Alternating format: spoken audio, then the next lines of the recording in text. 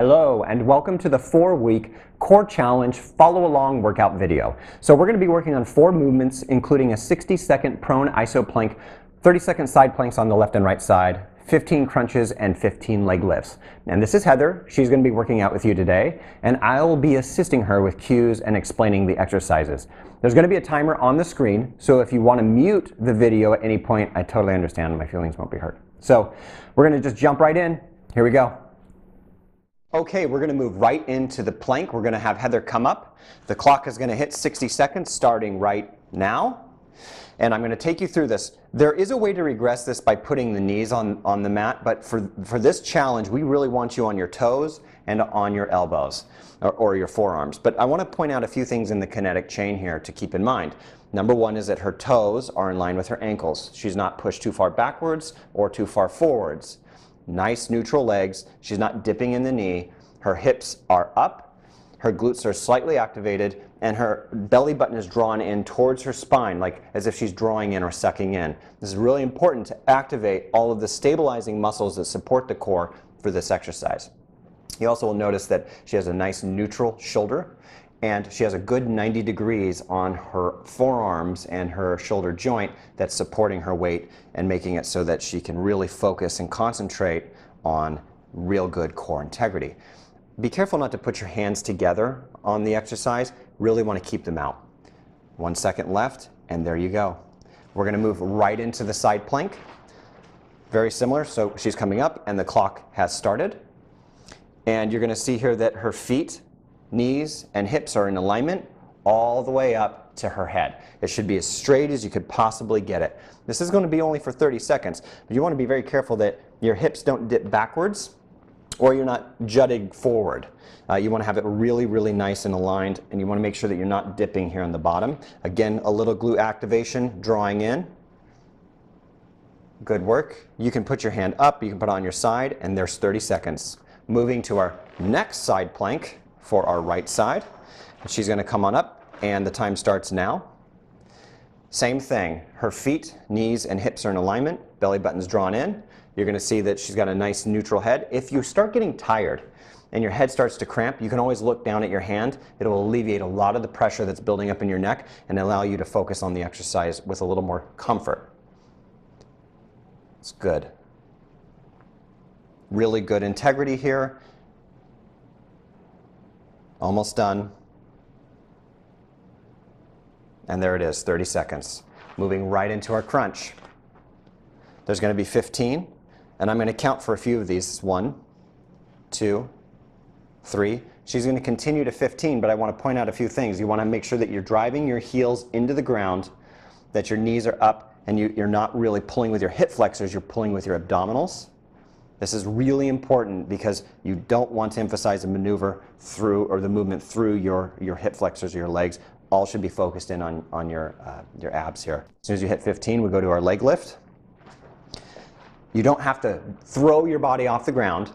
All you're really doing is just coming up a little bit, just a couple of inches. You want to bring your butt up. You don't want your heels striking at the end. You want to control the momentum and the speed of this movement.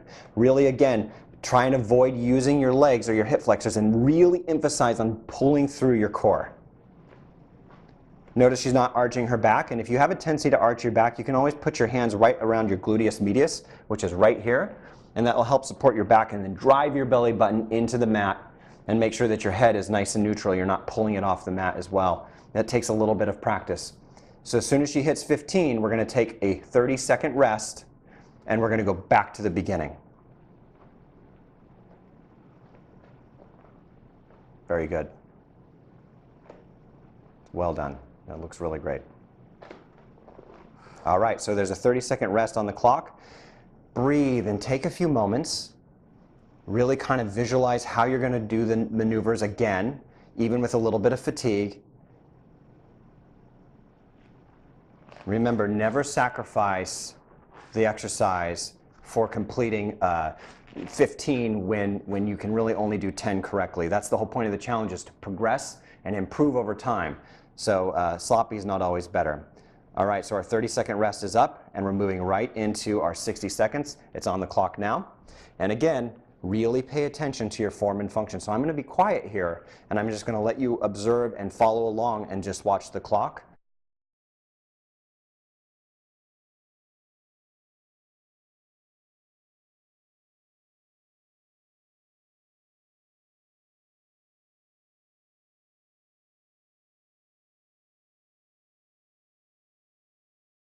Very good. You're going to notice some shaking. That's okay. You're over halfway there. When you start to get tired and you feel you're starting to sag, redouble your efforts, pull your hips up, activate your glutes a little more, and tighten in that core. 10 seconds.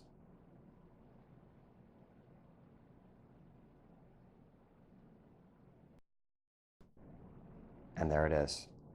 All right, onto our side. And the time starts now. 30 seconds. Very good. A few notes.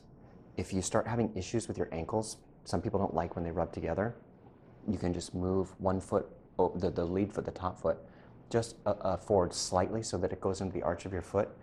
You really want to make sure that your legs are pretty centered to your hips. There's a kinetic chain. Almost there. Okay, on to the next side. Great. And the clock starts now. So we talked about the ankles in the last exercise, or side. In this particular one, you can put your arms up. Heather finds this to be more comfortable. It gives her more sense of a balance. Some people like to put it on their hips. It's completely up to you. It's preference. It doesn't alter the exercise. And again, if your neck starts to tire, you know where to look, right at your fist, on your planted fist. Make sure your hips don't droop backwards, nice in alignment. And there's 30 seconds. Okay, very good. 15. So again, drive your heels into the mat, really stabilize, draw your belly button in. So we talked a lot about the lower half of the body in the last series, but let's talk about the top. I want to point out something very important, that she's not using her arms or her hands to pull her head up. She's using her abdominals. She's focusing on a point in the ceiling. Don't look ahead and don't look at your knees. You'll notice a specific difference. If you do, you're going to round your head, which isn't going to be appropriate. It's not the proper mechanical placement. And to the leg lift. Notice that she's really controlling the momentum of the return. This is called the eccentric motion, or negative, and this was the concentric, as when she comes up, and then that little pop there. It's good. Muscle builds on both sides of the contraction spectrum, so it doesn't matter. Some people say, you know, that it's the lift that creates strength, but you're actually stronger eccentrically.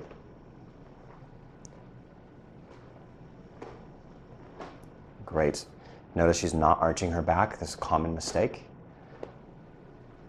And don't forget to breathe. So as soon as she hits her 15, we're going to take another 30-second break.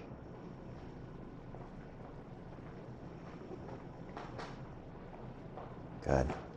All right, and 30 seconds on the clock. Nice deep breaths. Oxygenate your blood. This is very important. It's so easy to hold your breath when you're doing exercises. Anytime the load increases, or specifically your core, really allow your exchange rate to increase. Basically, you want to eliminate all the carbon dioxide that's being created in your body. You want to get oxygen into the blood so the hemoglobin goes out and it refreshes, and you exchange out those toxins. All right, there's our 30-second rest now, and we're back to our last round. This is it, folks. Okay, she's up and the time is going.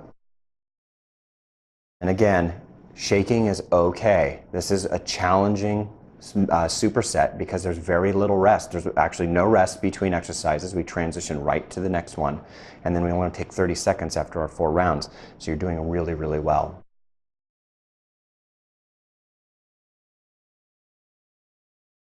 Notice she's got great core activation, really nice plank position.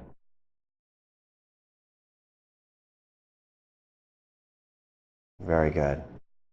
Sometimes people have a tendency to let their head fall forward. Super don't do that. You want to see how Heather's got that nice neutral spine. Neutral spine, both in the lower, middle, and upper, are really important in all exercises. We're almost there.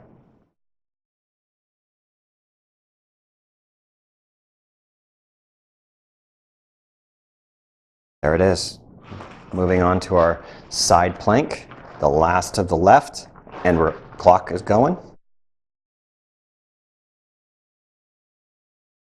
In this exercise series, it's really easy to start dipping. And you might notice that there are some movement variations of side planks where people will bring their hips down and then pop back up. There's some debate whether or not those are an effective exercise. In this exercise, make sure you are static. You're not moving as much as possible. You want to be isometric. There's 30 seconds on the left. Moving to the right. And clock has started.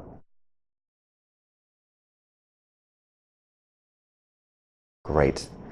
Another thing that is kind of common with side planks is you'll start to release your core and push your stomach out. You really want to make sure you keep it drawn in. I know it's challenging, but that's the whole point. Really good.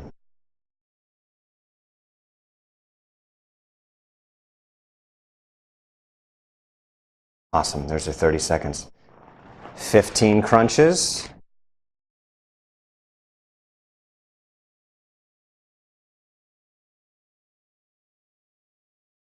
Sometimes with a crunch, it's easy to just flop backwards. You have to control the momentum of your movement in both ways. Sometimes people use too much momentum when they concentrically contract, like for example bicep curls, and then they just will sometimes not manage the weight eccentrically. Either way, momentum has to be managed. Here we go. This is the last exercise in the series.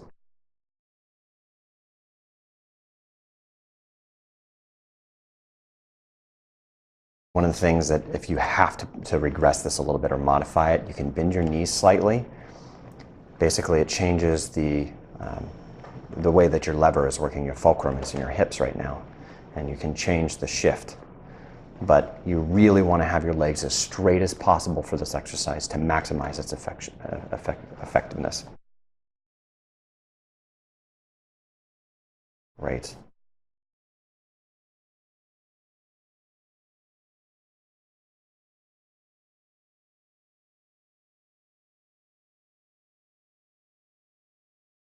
Super job.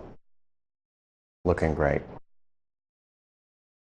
All right, folks, there you have it. There is your 4-week, 4-day at least, or every other day fitness challenge. Just hit this core, take some time, 30 seconds on the mat to rest, and have a great day.